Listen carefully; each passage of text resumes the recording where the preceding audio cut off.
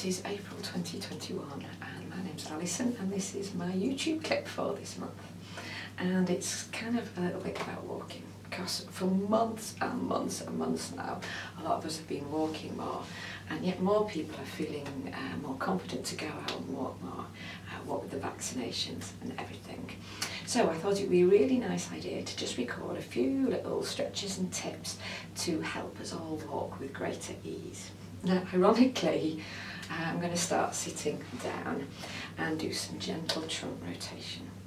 I'll show you the rotation first. So you can either pop your fingertips together on your thumbs, on your breastbone, and simply rotate.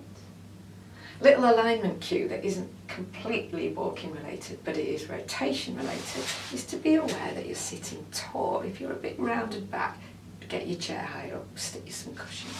Okay. Second kind of rotation, you're rotating around and put your hand on your opposite knee, and then use your hands to get a little bit of traction. You get more rotation. Make sure you don't forget to breathe. Now, the reason for the rotation is because the body naturally rotates as you walk from side to side. Okay, you'd probably have straight arms, but there is some rotation. Okay, now, obviously you walk with the legs, but actually these things, the pelvis and the two pelvic halves, they actually kind of deliver the legs. So you need your pelvis to be relatively mobile as well. So whilst you're in your chair, you can do a circular or pelvic clock. Some of you will be familiar with this as a standing lying down exercise, but actually you can do this in a chair. So these things here, you sit there, you're sort of you're drawing circles around them. So I'm coming forward, my back is arching, side, back is curving. Okay, so the rest of the body's moving as well, but it's getting movement into that pelvis, change direction. Now I'm being a bit quick. I'm not doing really many reps, but I do 8 to 10 on either side of your rotation, and I do 8 to 10 on either side of your pelvic clocks as well. Be aware that you might be really aware of the boniness of the sit bones. Okay, so I'm going to do some stretches, and yet again I'm going to stick with the chair. I'm actually going to turn around first, because you need a dining or a kitchen type chair, not a comfy chair for this. And so it's for the front of the thigh. And I have no shoes on, but be warned, this is kind of, if you've got shoes on, I mean you maybe have them on ready to go out. So you're going to sit on the edge of the chair and take one leg back. Think of this as a seated lunge. It's a supported lunge position which gets that muscle stretched. You can see my foot in the corner of the screen there. You can have your foot over or your toes reaching back. I'd go for personal choice and be aware it's not great in terms of comfort for the feet. And then you can have your hands supporting on the chair or on your other thigh, and you're aiming for that to be open. So you're getting length through the front of the thigh there. Could you manage 30 seconds per side? Okay, we're going to stand up for the next bit. To go with a lovely stretch to open out the front of the thighs, I want to give you a lovely stretch to open out the backs of the thighs. So also known as your hamstrings. So you'll need a chair, table, desk, that kind of thing. So put your fingertips or the heel of the hand on your surface. Send sit bones, yes, those again, the sit bones of your bottoms are going back, and your sternum, your breastbone, is coming forwards. If you're super tight, you might want your hands, it might be more supportive to have the hands on the chair like that, as opposed to like that. Experiment, because what's really important is that you keep your back straight. Sometimes if you're very tight in your hamstrings, the back will start to curve. It'll also start to curve if you lead with your head. So sternum forwards, sit bones back. When you've got that stretch sensation, hold for, could you aim for 30 seconds? Do not hold your breath. We know this, but we still forget, right? Okay, if it's too tingly and horrid, then you can reduce your range of movement, or you can do alternate knee bends, so you're taking the tension off and just doing one at a time. Okay. Okay, so that is the front and back of the thigh, so they're brilliant. And there's another little set of stretches which I think are mission critical for walking, and that is for the calves and the lower leg in general, because it's tightness there that can affect your ability to sort of strike with the heel. I mean, that's a bit exaggerated, but you want the ability to sort of place the heel down rather than that tendency to slightly shuffle forward that can happen. So you'll need a book or a block or a rolled up towel.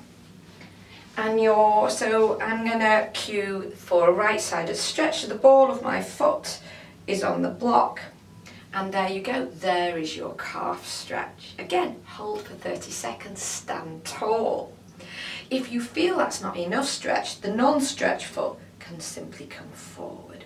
Watch you don't round your shoulders or faff around with your pelvis if it's too tight. You're keeping everything else on point.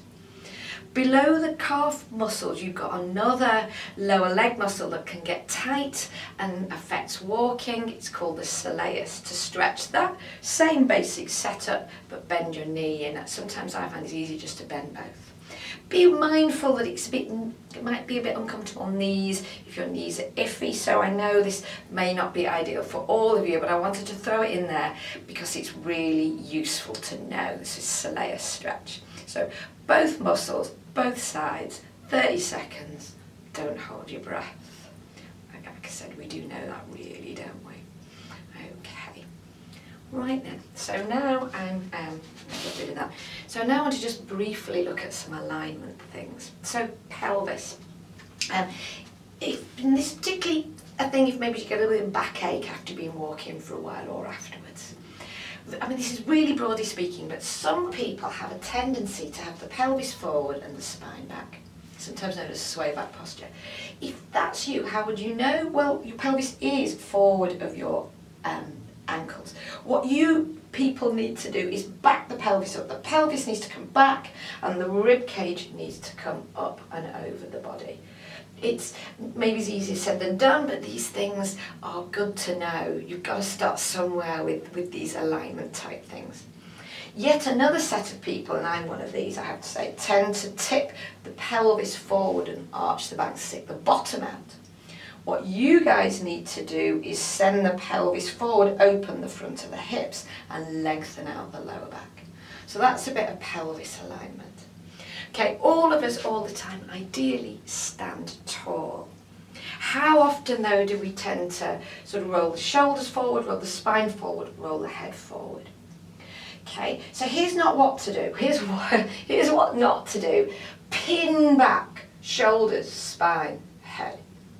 So that's sort of adding something else into a posture that's not right. So it's kind of adding something kind of a bit wrong onto something that's already a bit wrong. Instead, ideally, well, the first and foremost, stand tall and be aware that your spine is long. If you feel that your shoulders roll in, then see if you can gently roll back the collarbone so you're widening at the front, gaining width there, and ideally sending the arms sort of so that they are by your sides rather than slightly forward. Another thing that can really help is the eye position and the head position. So the head should really be on top of the body. So if you're carrying or metaphorical crown jewels.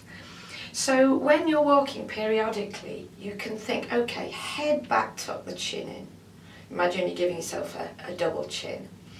Or I personally prefer, don't maybe do it when I'm out walking, maybe put your hand behind and press back. It fires up your deep neck flexors to help hold the neck and head in the right position. And this will also give you an assist of the eyes, because the eyes down will bring the spine into that slightly stooped position. But the head up, the neck long, front and back, and the eyes forward will help to keep you in a position where you're standing tall, and also it rests the eyes from that mobile phone, Zoom, Netflix position. Finally, we've stretched the calves and the soleus muscle. We've opened the front of the hips and stretched out the backs of the legs. And we've mobilised the pelvis, thought about gently and kind of easefully, is that word? Easily standing tall with the collarbones wide, the arms by your side, neck long, like you've got a gigantic polo neck jumper on, and the eyes forward. And then just a couple of other things. Your breathing, just breathe naturally, breathe normally, but mostly breathe. And a final note on your abs. They are going to reciprocally help to stabilise your trunk alongside the muscles in the back. If you stand tall with good alignment and open hips, with a little bit of rotation, an arm swing, provided you're not carrying shopping, then the abs will work. Don't suck them in, don't grip them, don't pull them in, nothing of that. Let them, trust them to do their thing, and they will. And they'll also kind of connect in with the breathing as well. So good luck with your lovely walks in the next few months, and if you're anywhere around Cleddau Valley Woods, I might even meet you. Cheerio! Hi there. I do hope you found this clip useful. We've got plenty more on the site, and for now I've suggested another one for you to watch. If you want to know more about what we do in Leeds, then do visit the website at pilates-leeds.com, and right now you can subscribe to the YouTube channel, and we can do this all again next month. Cheerio!